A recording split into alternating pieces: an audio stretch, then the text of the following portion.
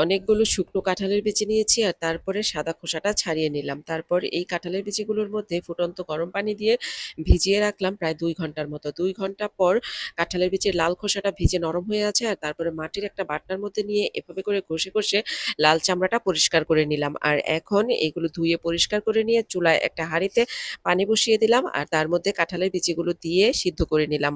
অল্প কিছুক্ষণ পর সিদ্ধ হয়ে গেছে, পানিটাও শুকিয়ে গেছে। নামিয়ে নিলাম আর এখন ঠান্ডা হয়ে যাওয়ার পর ব্লেন্ডারে করে অল্প পানি দিয়ে স্মুথ ব্লেন্ড করে নিলাম আর তারপর আরো একটু পানি দিয়ে এগুলো এভাবে মিশিয়ে নিলাম।